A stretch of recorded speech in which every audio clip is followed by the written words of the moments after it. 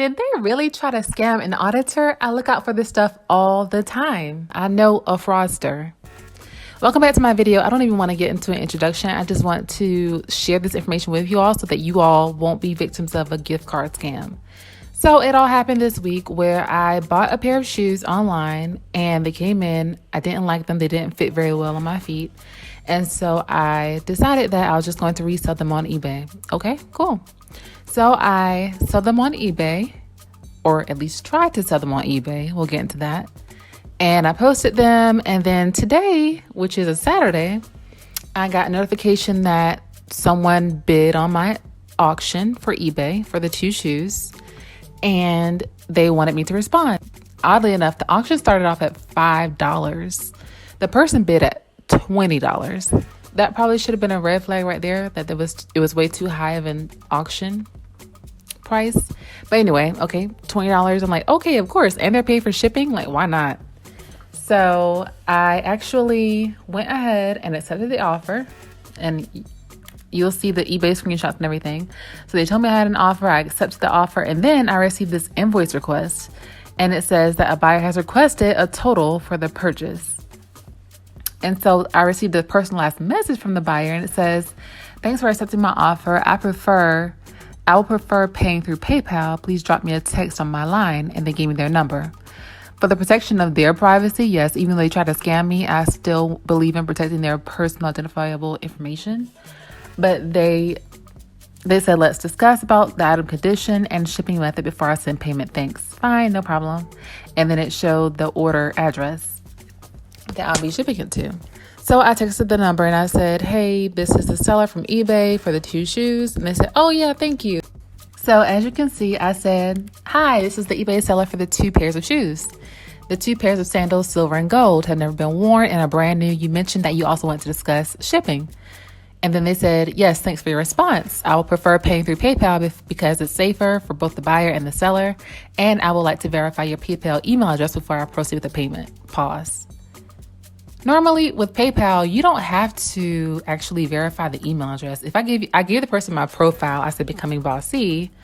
So I don't know why they also wanted my email address. That was another red flag. Anyway, I went ahead and I also sent them my email address. And then they said, "Good, I would like for you to do me another favor, a great favor." And I said, "What is that?"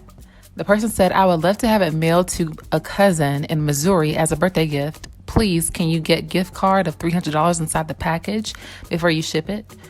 Would appreciate you assisting with this because I work away from home and not in the right position to have it mailed out myself." They continue to add that they will send $300 in addition to the $20 for the auction, in addition to $30 for gas and stress, in addition to $50 for shipping. I'm like, at this point, it just sounds too good to be true. And that was red flag number 3. Strike, you're out. Like, why? It kind of clicked in my head, but I was still like optimistic. Like, okay, maybe there are good people in the world. They're not really all scammers. So then I said, okay, once I receive the payment, the $30, the $300, the $50, the $20 for a total of $400, sure, I'll just need your cousin's address. So then they sent the person's address that I'll be sending it to. And then he continued to say, "I will text you when I make the payment." So I said, "Sounds great. Any name I should use, or at least the first name?" Because they didn't send a name. They just sent the street address, city, state, zip code. And then, yeah, they sent that name. And then they said, "Hello, you here?" So, and when they're too persistent, so when they keep texting you saying like, "Hello, you here? Are you there? Are you there?"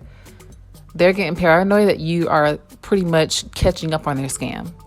So the person said the payment has been made. I said, "I'm checking now." They said, "Okay." Then I looked at PayPal and there was no evidence that a payment was made to my account. So I said, "Can you please send a screenshot of your payment?" And then the person sent the screenshot. Look, it looks legit. It looked legit. It was from PayPal apparently, but nowadays with technology, you can Photoshop, you can recreate emails. I mean, technology is a blessing and a curse because there's so much that can go wrong. All right. So the person goes on to say, "Hey, this is my receipt of the payment sent to me from PayPal. I hope you check your PayPal email address, inbox or also check the spam mail for confirmation of my payment. because the account has been debited already. I said, okay, great. I'm not familiar with PayPal. I'm checking my email, because at that point it had not come across my PayPal account. And the email that I received, I'll show you that too.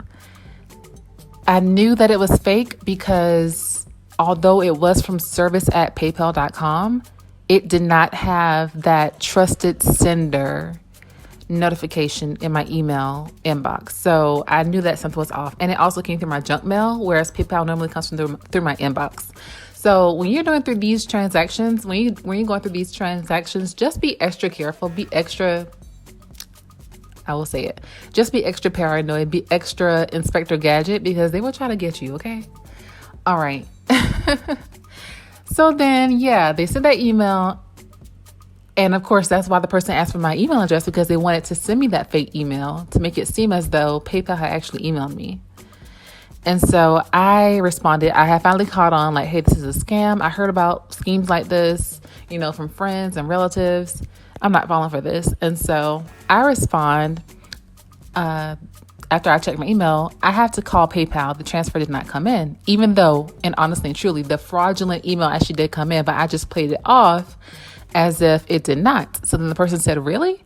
And then I said, yes, which is odd. Then he or she said, can you please send the screenshot of your PayPal email address inbox as spam mail so I can file a complaint to PayPal? I said, I didn't even receive an email.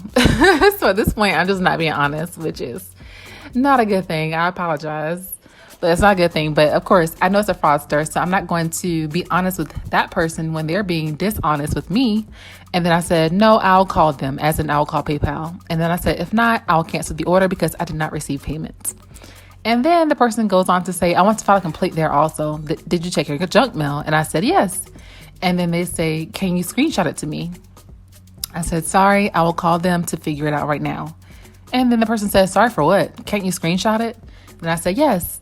And they say, what? But why? But I screenshotted the receipt of my payment to you. And so I was like, okay, fair enough. Like, if they are legit, they did screenshot me their alleged payment notification. So I just screenshotted this empty junk email picture. And I said, see, like, as in look at it, it's weird. After sending the picture of my junk email, they said, your inbox also. Hello, you here? Again, he's being like very antsy when I don't respond. And I'm just assuming a he. I know that's wrong, but generally I just say he. So he or she is saying, hello, you here? As in, hurry up. And so I say I'm on the phone with PayPal, which I really was. I did call them just to say, like, hey, you all having a common scam situation where they're trying to say that PayPal isn't coming through and that they're requesting some kind of gift card. Okay, I'll get to that. But I said, you'll just have to file a dispute with PayPal to get your money back.